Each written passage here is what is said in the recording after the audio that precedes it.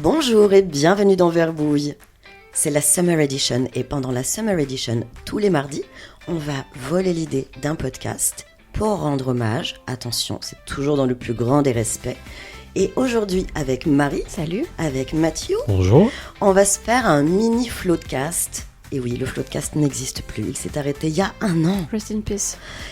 On adorait. Et le floodcast a toujours dit d'ailleurs qu'il s'était quand même largement inspiré des grosses têtes, puisqu'ils posent des questions sur les actualités, mais eux, ils allaient vers les petits faits divers un peu rigolos. Et donc, je vous propose qu'on démarre. Je vais essayer de vous faire deviner des petits faits divers pendant ce mini-épisode. Alors, le 30 mai dernier, vous le savez, le PSG a gagné la Champions League. Et donc, il y a eu des célébrations à travers la France. Il y a eu des interpellations, etc., etc. On sait comment ça se passe à chaque fois. À Pau, un homme a été condamné à 4 mois de prison ferme et qu'il doit purger sous bracelet électronique pour avoir jeté quelque chose sur un policier. Et il a jeté quoi sur ce policier ? De la bière ? Non. Est-ce qu'on est dans le mood du floodcast ou ça peut être de la pisse ou du sperme ? J'ai pas trouvé de fait divers sur la pisse et le sperme. Spoiler alert pour le reste, je suis désolée. Okay. Mais bisous à Flo et à Adrien. Hein. Donc ça aurait pu être du sperme, mais c'est pas ça. Non, c'est pas du sperme. Et c'est pas de la pisse et c'est pas du caca. Ah, dommage. Ça aurait été trop. En plus, pour en jeter sur un flic, il faut beaucoup de sperme quand même. Ouais. Un flic casqué, probablement. Tu dis, ah putain, est-ce que c'est un pigeon ou est-ce qu'un mec est encore jeté sur moi ? Encore jeté sur moi. Ouais. Bah là, je me dis, il y a quelques années, ça aurait pu être un samedi soir normal, mais... Ou alors, il faut que le mec ait anticipé qu'un jour, il y a une victoire et qu'il remplisse des petits préservatifs. Ouais, au des bombes à eau de sperme. Bon, bref, c'est pas ça. Mais on peut... C'est liquide ? Oui, non. on est sur... Ah, on n'est pas sur du liquide. Non. Du coup, répète la question. Donc, c'est un homme qui a été condamné à 4 mois de prison ferme sous bracelet électronique pour avoir jeté quelque chose sur un policier pendant les célébrations de la victoire du PSG. Ça... Ah, je pense que je sais. Vas-y. Moi, je l'ai pas. Tu l'as lu ? Je pense que j'ai vu une vidéo. Ah, moi, j'ai pas vu la vidéo. Je suis en 2 têtes. Ballon de foot ou une chaussure, mais c'était pas fait exprès. Non, c'est ni l'un ni l'autre. Non ? Non. Est-ce que c'est contendant ? Non. J'imagine que si c'est un fait divers, les flics n'ont pas l'habitude de recevoir ce genre d'objet ? Oui. Est-ce que c'est pas une brique. Non. C'est pas une critique. C'est pas jeter la culpabilité. Ils ont l'habitude. Est-ce que c'est dur à jeter ? Non, c'est très facile à jeter. Est-ce on sait s'il l'a acheté exprès pour ou c'est genre où il avait plutôt un truc dans sa poche et il a acheté le premier truc qui venait. Alors, je pense pas qu'on se trimballe tous avec ça dans notre poche, sauf si on est invité quelque part. Ça rentre dans notre poche ? Ça, oui, tu peux le glisser dans une poche. C'est une culotte de rechange ? Hein ? J'ai pas entendu. Une culotte de rechange. Non. Attends. Sauf si on est invité chez quelqu'un. Non, mais une question que vous n'avez pas posée pour au moins être dans la bonne famille. Bah pardon. Non, mais j'essaie de vous aider. Vous êtes des nazes. Moi, je m'en fous. Je peux rester ici jusqu'à 22h s'il le faut. La famille de l'objet. La famille de l'objet. Là, par exemple, on a dit des excréments, des sécrétions du corps, ça c'est une famille. Du liquide, on a dit non. Ouais. Truc de voyage ? Non, c'est pas un truc de voyage. Est-ce que c'est pour se faire un barbecue ? Tu vas peut-être pas le faire griller, mais tu peux l'utiliser à l'occasion. Ah, donc c'est un truc qui se mange, oui, de la nourriture. Oui. Ok. Une baguette ? Non, mais au niveau de la forme, on se rapproche. Une saucisse ? Je te le donne. Mais je crois que ça m'est revenu. Je te le donne, c'était un saucisson. Ah.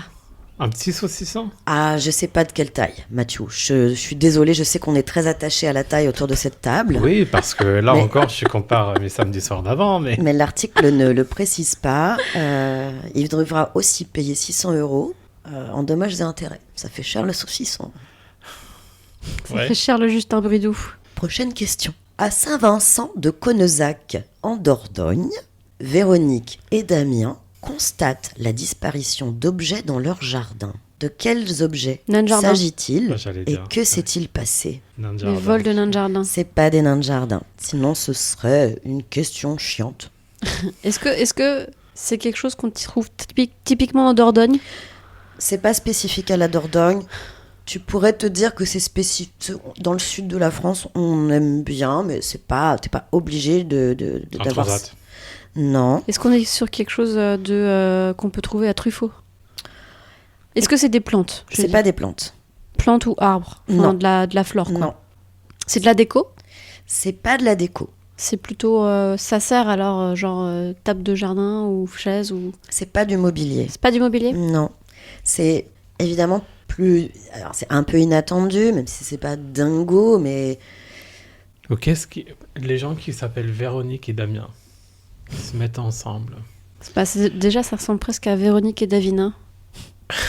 C'est vrai. Ça me met tout dans la tête. Hein. Ouais, c'est pas des objets de fitness, bien que tu pourrais t'en servir pour faire du fitness. Pas l'impression que Véronique et Damien, ils sont sportifs. Ah ouais? Ouais. Ils ont quel âge? On sait quel âge ils ont? Non, je n'ai pas leur âge. C'est un couple de retraités, c'est l'article ou pas? Damien, je pense pas qu'il est retraité. Non, je pense pas non plus, hein, parce que Véro, on pourrait penser quand même. Ouais, mais Damien, il a la quarantaine en plus. Hein. Je n'ai pas ce niveau de détail. Je suis désolée, mais Véro, c'était le prénom de ma mère, elle était de 1960. Donc, bon, on peut quand même soupçonner qu'il soit, si pas retraité, vraiment pas loin. Pas loin, ouais. Véronique est un sugar mama. Bah ouais, je pense aussi. Hein. Peut-être. En tout cas, ils ont une passion commune pour un divertissement non sexuel. Ah Parce que j'allais dire, oui, Véro, on la connaît. Hein. Oh, tu te calmes. Véro. Est-ce que c'est quelque chose que, quand ils se font voler, ils sont obligés d'en racheter? Et donc, ils se refont voler la même chose? Alors, dans le cas qui nous occupe, ils étaient très bien équipés dans l'objet qui a été volé parce qu'on leur en a volé 19. Toi, t'en as, toi? Moi, j'en ai pas et ça m'intéresse pas, mais c'est une activité que beaucoup de gens aiment, notamment en été. Tu bois un verre de rosé, quelqu'un va dire « Ça vous dirait de faire…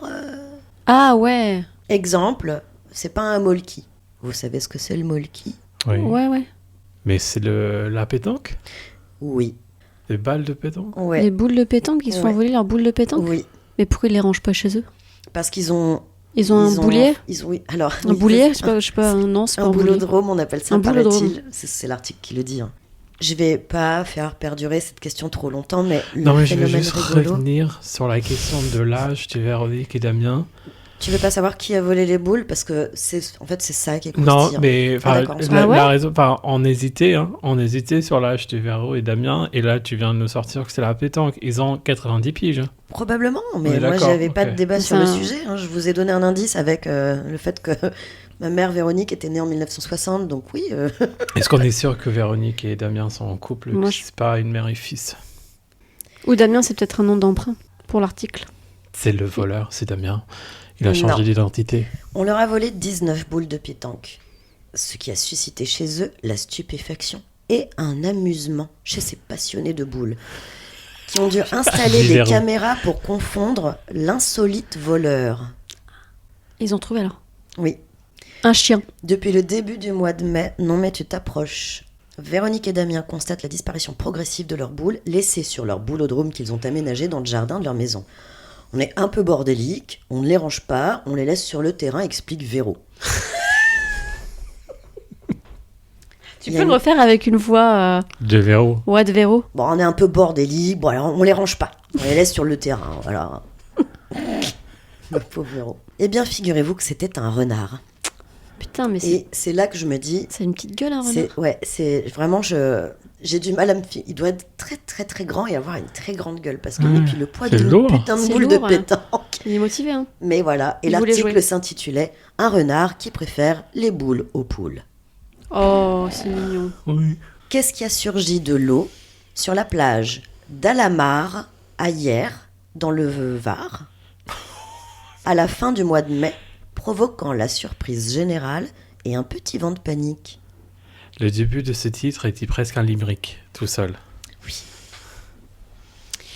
C'est un animal, je présume. Oui. Maritime, enfin aquatique? Non. Ah. Est-ce que tu peux répéter le titre parce que j'étais tellement...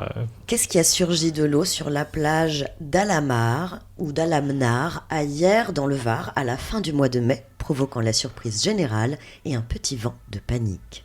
Je prends un plaisir énorme à lire ces phrases. Ouais, c'est un Ouais, mais oiseau. c'est... Un Ce oiseau. n'est pas un oiseau. Ça n'a pas d'aile. C'est un animal, j'imagine, dans la catégorie prédateur. Si ça se met un vent de panique, c'est que ça peut croquer. Ça peut faire mal. Croquer, je ne sais pas. Je ne sais pas répondre à Ah, croquer. un sanglier. Oui. Et oui, parce que les Ça sangliers défonce. sont connus pour charger les humains. Dans son cas, c'était un sanglier d'à peu près 45 kilos, qui était de toute façon beaucoup plus paniqué que tous les gens de la plage Bien et qui sûr. n'avait qu'une envie, c'était se barrer en toute hâte, et qu'il l'a fait. Et la raison pour laquelle il est arrivé par les eaux, c'est que a priori, tu peux traverser un bras de mer depuis une autre rive, Ouais. et apparemment les sangliers du coin savent nager et traversent cette mer Ah oui. régulièrement. Il s'adapte. Alors, je le prends mal parce que c'était juste moi qui sortais de l'eau. Hein. La seule chose qui protège mon identité, c'est le poids. Le 45 kilos dans mes rêves. Dans mes rêves. Et un pelage divin. Et chamarré. Une dernière petite question. Ouais. Je vous montre le drapeau de l'Alaska. C'est le drapeau de l'Alaska, ça Mhm. Ok. Je vous le décris. Ouais, pour les Il auditeurs. est bleu nuit Ouais. et il y a dessus Des étoiles 8 étoiles. éparpillées un peu partout, comme si on avait Exactement. jeté les étoiles sur le drapeau au lieu de les aligner correctement. J'ai deux questions. Enfin, ce drapeau, il a donc deux particularités. C'est ce que vous avez sous les yeux. Est-ce que vous savez, est-ce que vous comprenez ce qui a été fait avec ces étoiles sur ce fond? Est-ce que vous pouvez imaginer comment ce drapeau a été créé? Alors, j'ai besoin de plus de contexte sur ce drapeau. Je ne l'ai jamais vu de ma life. Et c'est le drapeau de quoi? L'Alaska. Ah, l'Alaska, l'État. Mais ça fait partie des États-Unis, l'Alaska, non? Alors... Oui, non. Je ne peux pas répondre à cette question car je suis une C'est un peu comme pine. Hawaï où il y a une espèce de... Je sais pas trop, mais on fait la distinction entre les États-Unis, Hawaï, Alaska. Au moins dans les télécoms, on fait la distinction. Je vous confirme. Alors, Donc il y a de deux quoi il a particularités été sur fait ce drapeau. Il y a sa création et ce qui est représenté dessus. Alors, j'ai envie de dire que c'est le contour de l'État. Non? Non. Est-ce que c'est un rapport avec l'astronomie? Oui. Donc genre les étoiles, genre Oui. à droite, en haut, à droite c'est la plus grosse, je dirais c'est peut-être Vénus. Ou c'est une Continue. constellation? Est-ce que c'est une constellation? Oui. La réponse est oui. Je te la donne. Je te la donne parce que ça, c'est la grande ours. D'accord. C'est la fameuse casserole. Ah oui. Et ça, c'est l'étoile polaire. Bah c'est l'étoile polaire, c'est Vénus, je crois. C'est peut-être. C'est l'étoile donc, du berger, alors là, du celle coup- qui guide en fait. Ouais. C'est la Oui, plus grosse oui. étoile en fait qu'on voit et c'est Vénus. D'accord. Enfin, il me semble. Hein. Merci. Ok. Bravo. À votre avis, qu'est-ce qui est particulier dans l'invention de ce drapeau? Qu'est-ce qui est particulier dans l'invention de ce drapeau? Est-ce qu'ils ont fait participer les citoyens Oui. pour la création du drapeau et que Oui. du coup... Mais une C'est- certaine catégorie de citoyens. C'est ça qui est marrant. Un enfant? Oui. Ah, D'avant. trop mignon. Ils ont fait participer en 1927 700 écoliers pour les faire travailler sur un projet de drapeau. Et c'est le petit Benny Benson, 13 ans, dont le projet a donné lieu à ce drapeau, qui représente donc la grande ours et l'étoile polaire sur un fond bleu nuit. Mais pourquoi?